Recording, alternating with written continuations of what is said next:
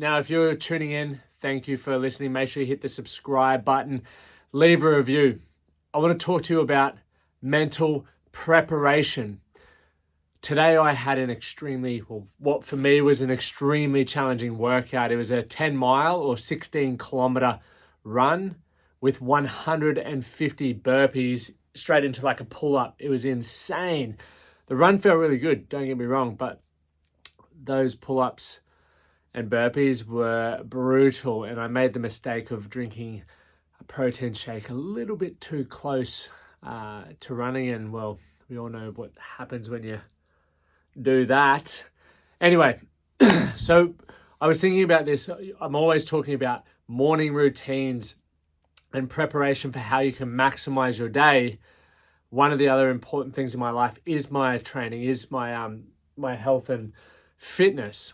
And for a lot of people who are working towards health and fitness goals, one thing that you may be lacking is the mental preparation side. I posted a reel before that two of the things that are very much undervalued is a good warm-up and your mental preparation for the workout. Now, when you look at mental prep, there is mental prep training that you can do, okay, which much like consistently doing your morning routines and testing things and finding out the benefits that you experience. There's that, but then there is also the game day effect, and I want to talk to you about the game day. Now, often mental preparation is spoken about for those professional athletes. Many of the men that I work with, and I'm sure you listening, have a health goal. So I would consider, if you're working towards a health goal and you need to go from wherever you're currently sitting with that goal to a new level of fitness for yourself, to me, if you treat that like a professional athlete, it means you're taking it fucking seriously. Many people don't take their health goals seriously, which is why they don't achieve the outcome that they want.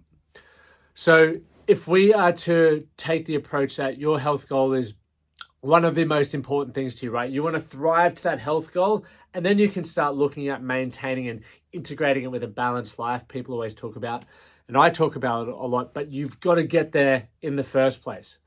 So let's look at it like this. You've got a goal. That goal would be attached to a plan, right? A training program, I would imagine, and you may have some nutritional advice and some restorative or recovery protocols attached to that. At least, well, that's what we do in our academy. From that, we then look at, okay, how do I need to attack each workout? There should be a stimulus. There should be an intention for the workout. Now, one thing I'm very excited about is we roll out new improvements, I guess, to our academy, is putting these stimuluses in for how I would personally approach a workout, or what I would like an individual to gain from it, and the mindset that you can take to that. So things we need to consider when you're doing your mental preparation based around the outcome that you want. It starts with the intention.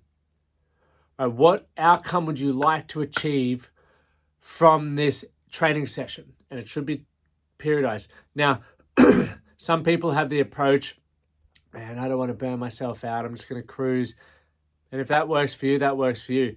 Other people just go absolutely balls to the wall every single training session and wonder why they're injured, wonder why they're feeling run down.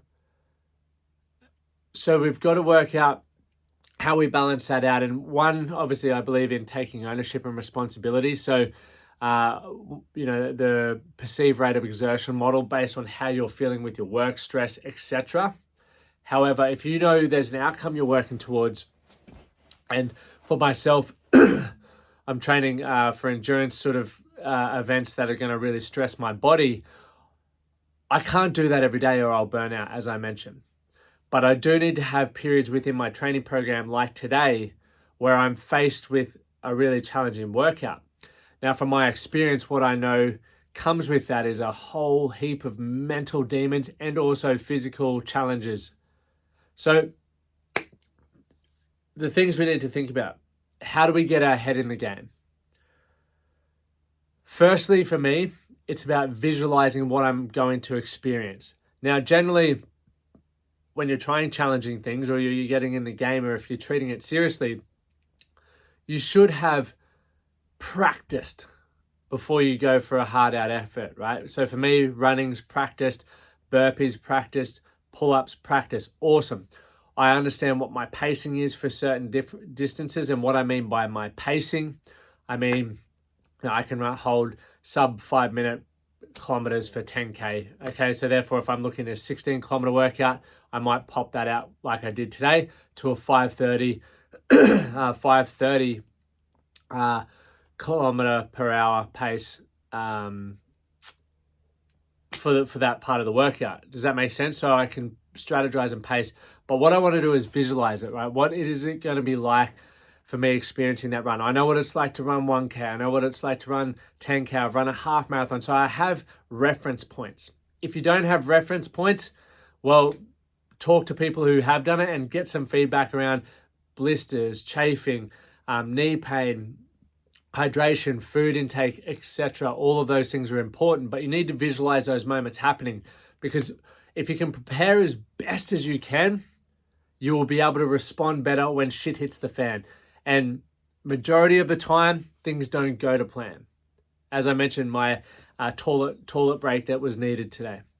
But rather than going, fuck, I didn't prepare properly, or my guts are hurting, or my ankles hurting, I said, okay, this has popped up. Here's what I'm going to do about it. Here is how I'm going to moderate my pace to make up for the time.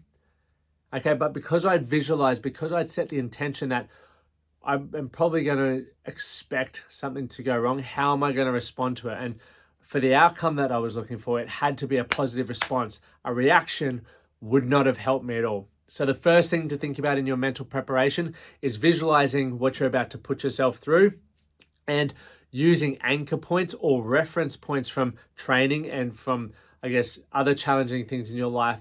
And that should be, I guess, aligned with that, to sort of lean on to go, hey, I could experience this. This is how I'm going to handle that. I could experience, this over here as well. And this is how I want to respond to that one. So leaning on that, right, that's that first part of mental prep, so that you're really covering and being best prepared mentally for those things. The second thing is your strategy. Many people don't have a strategy or a stimulus for their programming and their training sessions. Now, it's really important, and the more you train them, the more you'll understand this. But as I've spoken about a lot with the life stuff that we do, it's important to have an intention and a strategy for what you want to get out of your day. Have a strategy for skills that you may want to learn, people that you want to network with in order to achieve other goals in your life. It's no different with exercising or with training. So what's your strategy for attacking this workout, and what do you want to get out of it? Okay, for example, the workout today, I strategized running is my strong point. I wanted to make as much time or use as little time on the run, and then allow myself to sort of find a pace on those burpee pull-ups, because I knew they're a bit of a slower movement for me. So my strategy was pump the run and just bring it home on the end there, right? But you can obviously choose strategies when going into various kinds of workouts, from strength or hypertrophy training to strength and conditioning. What's your main focus, and how are you going to strategize your building sets or your warm-up sets, so that when you're ready to sort of fire and do your main sets, you're hitting it at your peak. So the second one is strategy. And thirdly, which I already touched on, is your response to adversity. There is always going to be adversity, but this is once again also why I'm a massive believer in challenging yourself through physical exercise, and especially in a similar stimulus to what you're training towards, because if adversity happens, you want to know that you've been there before. You want to know that you have reference points to lean on, and that you are capable of overcoming it. So if you're working on endurance events, you're going to have to push yourself with some long ones, some ones that maybe you don't feel like doing, right? It's much, if I go back to the 30, get this actually, got an email back. This is off topic just quickly. I got an email back from Guinness World Records, and my world record was a world record for the number of consistent rows that I did. And I guess for those tuning in, I rode 30 marathons in 30 days. But because I did not reset the rower each row by recalibrate, sorry, is the word I'm looking for. didn't qualify. So tossing up whether to do that one again. But anyway, back on track. When I was doing the rows, as I was building up my time on the rower, I started going, oh, this could hurt. I'm going to have blisters here. I need energy at this point in the row. My grip's hurting, my elbow's hurting. And I learned so that when I got to the actual start of my challenge, I had tape, I had elbow, I had the right support crew and foods and gels and everything like that to help me or help give me the best shot to succeed. So that is mental preparation. Many people train without it. We just walk in aimlessly to the gym and we wonder why I'm not getting the results. And if the goal that you're working towards is really important to you, the mental preparation can be something that you go through in your head when you're warming up.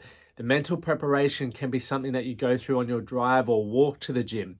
Okay, just start being more intentional with how am I going to maximize my time and what response or outcome do I want from my training.